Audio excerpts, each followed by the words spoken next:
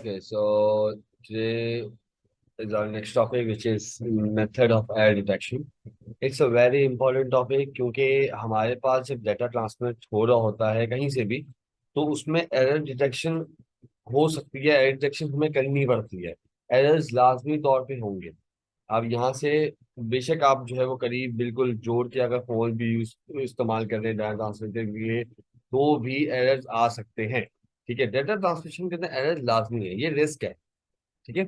So we need to check for errors, so that's why we use the error detection. So there are certain method है हमारे पास, जो हम जिसके behalf पे जो है वो एरर्स निकालते हैं।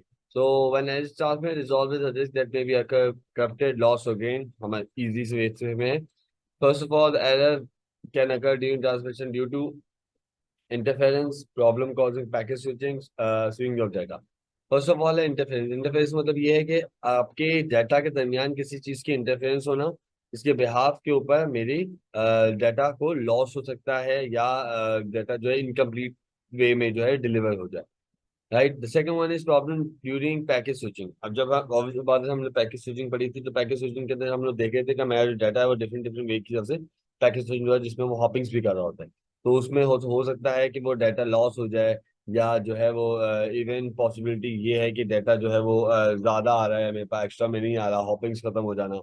स्विंग ऑफ डाटा में क्या है मेरे पास, this occur during parallel transformation and can cause that corruption if the bit arrive out of synchronization. मेरे पास उसमें सिंक्रोनाइजेशन खत्म हो जाती है। पैरेलल के अंदर क्या होता है कि एक से ज्यादा वायर्स ऑफ चैनल्स में इंक्लूड होते हैं मेरे पास। अच्छा, यहाँ पे छोटी सी एग्जांपल दी हुई है कि एक पूरा टेक्स्ट लिखा हुआ है। नॉर्मली ह्यूमन बीइंग तो इस टेक्स्ट को रीड करेगा कि we नॉर्मली कर सकते हैं, मैं पढ़ सकता हूँ, I couldn't believe that I could actually understand what I am reading. तो वो नॉर्मली बेशक गलत लिखा हुआ है, लेकिन वो मैं रीडेबल है। तो ये बेसिकली डाटा करप्शन होती है मैसेज के अंदर, कि क्या चीज किस तरह से आ रही थी चीजें, क्योंकि कंप्यूटर के लिए बाइनरी नंबर है। राइट। तो हमारे पास ऑब्वियसली बिल्ट इन बैटरीज होती है, बिल्ट इन हमारे पास होती है वो एरर डिटेक्शन चीजें होती हैं, जो बिल्ट इन डिक्शनरीज होती हैं जो उस चीज को सही कर रही होती है। ओके। हमारे पास जो बहुत सारे नंबर ऑफ वेज होते हैं डाटा को चेक करने के लिए, उसमें से हमारे पास फर्स्ट ऑफ ऑल है parity check, second one is checksum, and third one is echo check. तो फर्स्ट ऑफ ऑल हम लोग पैरिटी चेक देखेंगे। ये बेसिकली वेज हैं अलग अलग कि किस तरह से चीजें चेक की जाती हैं, किस तरह से चीजें होती हैं, और अगर कोई एरर आ रहा है तो उसको किस तरह से चेक किया जा सकता है। तीन वेज हैं। अब वो आप देखिए किस तरह से। सबसे पहले आता है पैरिटी चेक। सिंपल फॉर्मेट में चीज हम पढ़ेंगे पैरिटी चेक क्या होती है। तो बेसिकली पैरिटी चेक ये होती है कि मेरे पास नंबर ऑफ बिट्स हैं, और मुझे 0 और 1 इनिशियलाइज करवाना होता है कि क्या चीज आ रही है। अब 0 और 1 किस लिए आता है, कि मैं जो डेटा बिट है वो मुझे पहले से ही पता होगा कि या तो ये इवन है या तो ऑड में मौजूद है।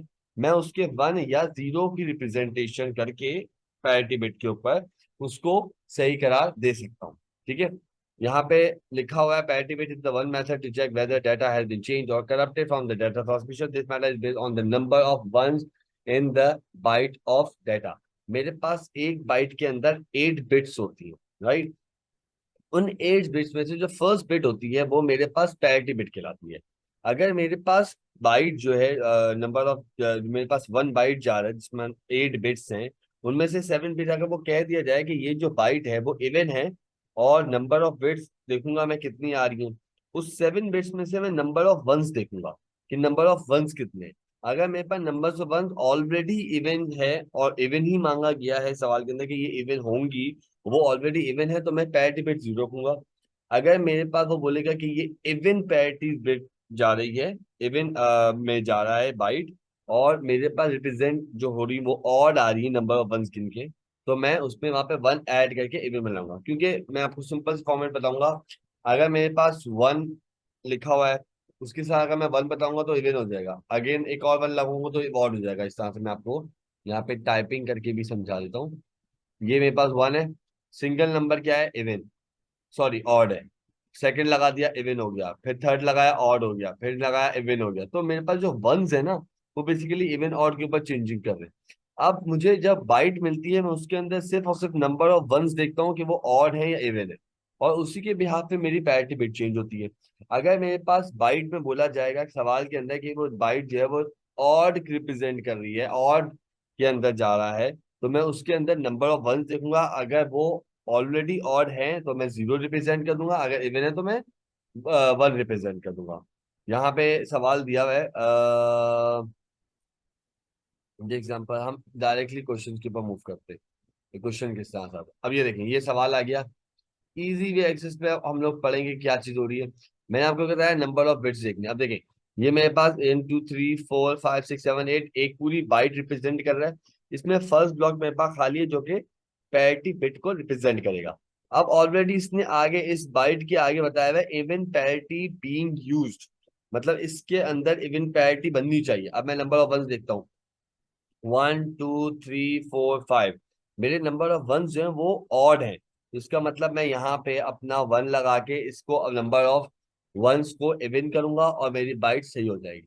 इस तरह नेक्स्ट वन देख लेते हैं। वन इवन पैरिटी बिन यूज हो रहा है, नंबर ऑफ वंस देखें 1 2 3 4 ऑलरेडी इवन है, तो मुझे इसको और इवन करने की नीड नहीं है। तो हम gonna put 0 over here to represent as an even parity bit. अगर मैं यहाँ 1 लगा देता तो ये ऑड रिप्रेजेंट कर देता। ठीक है, इसी तरह और में एक देख लेते हैं, this one odd parity being use हो रही है, 1 2 3 4 5। ये ऑलरेडी ऑड है तो मुझे यहाँ पे 1 लगाने की या इसको इवन करने की नीड नहीं है। मैं ऑलरेडी ऑड पे है तो मैं 0 लगा दूंगा, क्योंकि मेरे पास पैरिटी बाइट के अंदर पैरिटी बिट को मुझे 1 या 0 करने के लिए मैं नंबर ऑफ वंस देखता हूँ, काउंट करूंगा कि कितने। राइट। अब देखिए, और को देख लेते हैं। ओके, दिस वन यहाँ पे लिखा हुआ है odd parity being use. Right, अब ऑड पैरिटी बीइंग यूज है तो मतलब नंबर ऑफ वन दूंगा 1 2 3 4 5 6। 6 मतलब ये मेरे पास इवन रिप्रेजेंट कर रहा है, तो यहाँ पे मैं number of one one parity bit में 1 लगा दूंगा। अब ये नंबर ऑफ वन जो है वो 7 हो गए, इसका मतलब ये है कि ये ऑड रिप्रेजेंटेशन हो चुकी है। ठीक है, this is the first parity bit which is error detection method या एरर चेकिंग मेथड मेरे पास हो चुका है। राइट, सो अब देखो, सिंपल सिंपल यही चीज क्या बताई गई है, the byte has been transferred from A to, and if even parity being used और error would be flagged if the byte now had an odd number of ones at the receiver and for example assuming even parity। अब देखें, ये यहाँ पे send हुआ है, यहाँ पे रिसीविंग हो रही है। अब यहाँ पे जब सेंड हो रहा है तो मेरे पास नंबर वन कितने हैं, 1 2 3 4, मतलब इवन यूज किया जा रहा है। जब मैं रिसीविंग साइड पे आता हूँ तो मेरे पास आते हैं 1 2 3। राइट, अब डिपेंड कर रहा है कि मेरे पास कौन सी बिट चेंज हुई है। देखो पैरिटी बिट तो मेरे पास सेम है, वो 0 थी पहले, वो अभी भी 0 ही है, लेकिन ऑब्वियसली अब डाटा चेंज हो रहा है। अब यहाँ पे मसला आता है किस तरह किया जाएगा। उसके लिए मेरे पास रिप्रेजेंटेशन होती है जिसमें कि अब मेरे पास एक पूरा डाटा है, या मेरे पास पूरा एक मैसेज हुआ है, कोई भी एक्स वाई जेड मेरे पास डाटा है, इसके अंदर नंबर ऑफ बिट्स मौजूद है और नंबर ऑफ बाइट्स मौजूद है। राइट, मुझे बोला जाएगा कि भाई मुझे इस पूरे डाटा में से एरर निकालना है। अब एरर किस तरह निकलेगा, मेरे पास पैरिटी बिट भी मौजूद है, पैरिटी बाइट भी मौजूद है। मेरे पास बाइट 1 2 3 4 5 6 7 8 9 तक सारी बाइट्स मौजूद है। बिट वन बिट मेरे पास 2 3 4 5 6 7 8 तक सारी बिट्स मौजूद है, मतलब डाटा मेरे पास ऑलरेडी कंप्लीट है।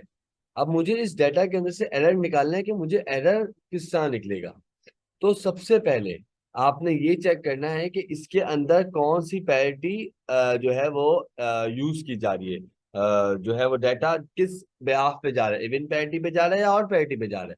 तो ये कि यहाँ पे लिखा हुआ है in this example 9 bytes of data has been transmitted, agreement has been made that even parity will be used। तो इसका मतलब ये है कि इस पूरे डाटा के अंदर इवन पैरिटी ही यूज होगी, इसका और पैरिटी यूज नहीं हो रही। तो मतलब मुझे और पैरिटी डिटेक्ट करना है। अब मैं सबसे पहले बाइट्स पे जाऊंगा, सबसे पहले मैं चले पैरिटी बाइट पे जाता हूँ। 1 2 3 4 5 6 इवन है। इसी तरह बाइट टू बिट टू पे जाऊंगा, 1 2 3 4, 1 2 3 4। ठीक है, मेरे पास पैरिटी बिट बिट टू और बिट थ्री जो है वो इवन में ही चल रही है। इस तरह आप इसको भी देखेंगे तो यहाँ पे 3 और 3 6 हो रहे, तो मतलब इवन में।